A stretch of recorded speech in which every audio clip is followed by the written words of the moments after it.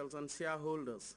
The forum avails shareholders and members the opportunity to review the gains made as well as the challenges for the year under review in an interactive session. Richard Ahulu maintained that the bank remained disciplined in the execution of its strategy and delivered another year of successful results to its clientele. He pointed out that the bank's source of income remains well diversified between their two sources of income, mainly consumer and wholesale banking. The year 2011 was not an easy one. The global financial crisis, which started in 2007, continued to unfold, with continuing uncertainties in the world economy. During the year, we saw significant reductions in interest rates, which affected our margins.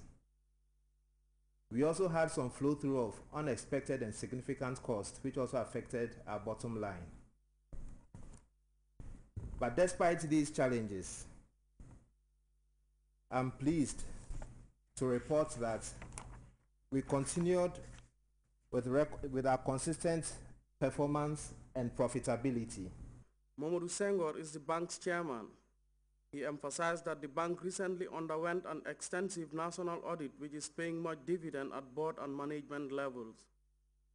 2011 was a challenging year from the perspective of the global economy, but we want to thank our government. Whilst there was turmoil in the global markets, the Gambian economy continued to be resilient and to be very healthy and productive for all sectors, including the financial sector. So we are delighted that we were able to register some very good results in the past year.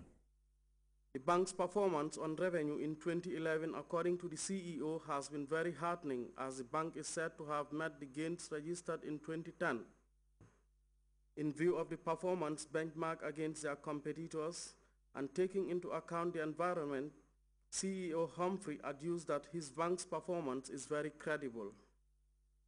The event also culminated with the reappointment of Mamadou B.A. Senghor as board chairman, CEO, Finance Director, and the adoption of resolutions on the annual and financial reports and the motion on the payment of dividends to shareholders.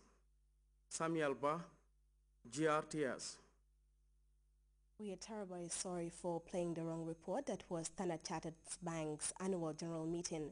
We now go to GAIPA officials nationwide tour by Ndai Kumbademba.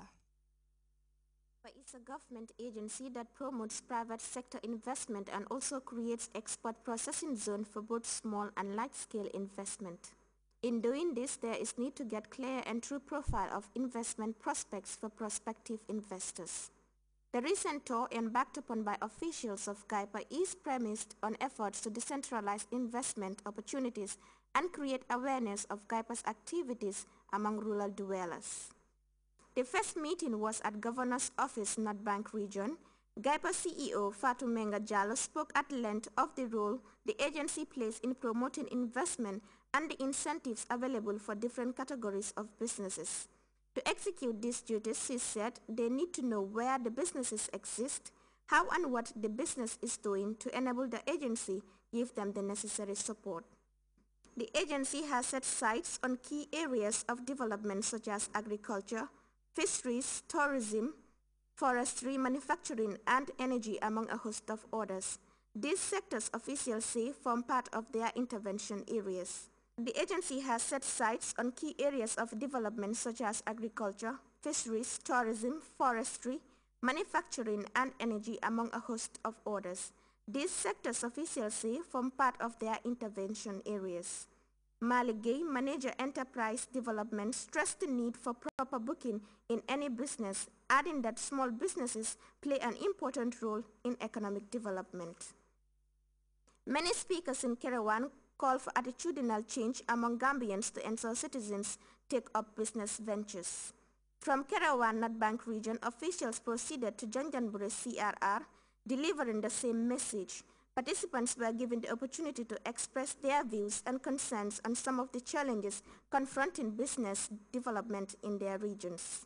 In Janjambure, Gaipa officials continue to emphasize the need for communities to look into the idea of preserving land which will serve as an investment hub for local communities.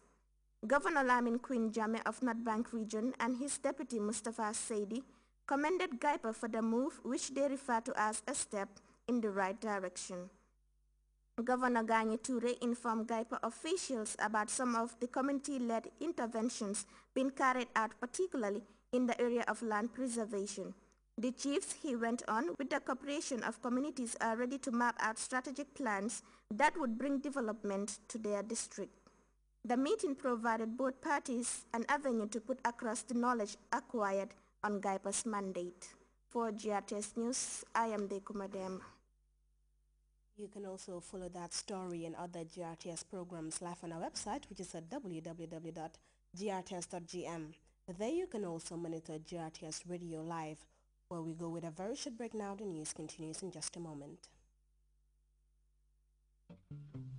What's your AfriCell number? 773. What's your mobile number? 735. What's your AfriCell number? 746. What's your number? My number is 215. 2? You mean 72? No, it's 2, and I am AfriCell 2. AfriCell 2? Hey, hey! Yes, 2 is AfriCell 2. Hey, hey! AfriCell introduces the new AfriCell series, the number 2. Welcoming the number 2 to the AfriCell family. From now on, the AfriCell lines will not only start with the number 7, but also with the number 2. Get a new AfriCell SIM card now that starts with the number 2.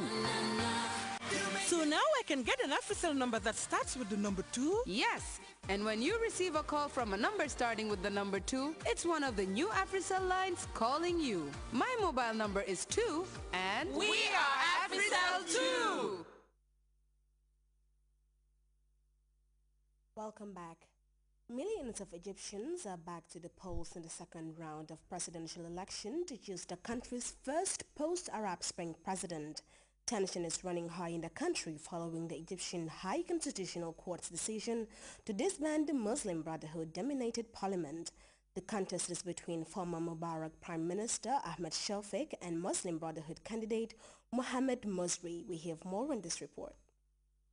Egyptians queue in the sun, awaiting to cast their vote in the country's presidential elections.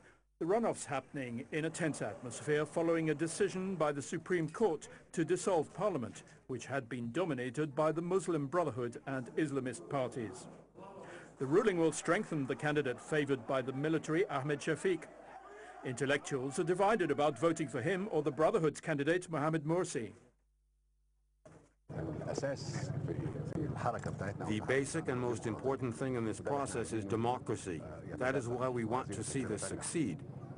We want stability in the country. Therefore, we should all vote, and we should vote for whomever will bring stability. Since Mubarak was ousted 16 months ago, the Muslim Brotherhood gained a dominant position. Liberal opponents fear Egypt could drift towards becoming an Islamist state. I voted for Mohammed Morsi. We have been ruled for more than 60 years by the military, so we want to try voting for a different system to see if it works. We're sick of them. Many of those who were involved in the revolution are suspicious of Shafik, who was a former commander of the Egyptian Air Force and a one-time prime minister under Mubarak. The atmosphere in the street is increasingly divided.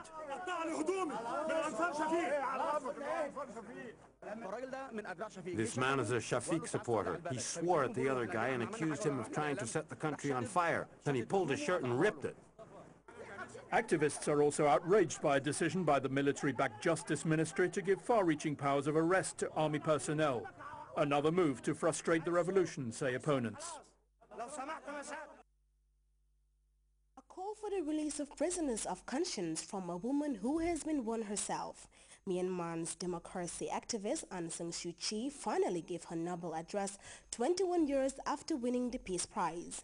During his speech, the leader of Myanmar National League for Democracy calls for the release of political prisoners in her country. We have details of that story in this report. This is perhaps the high point of Aung San Suu Kyi's historical European tour. This Saturday, the democracy icon gave her Nobel Peace Prize acceptance speech.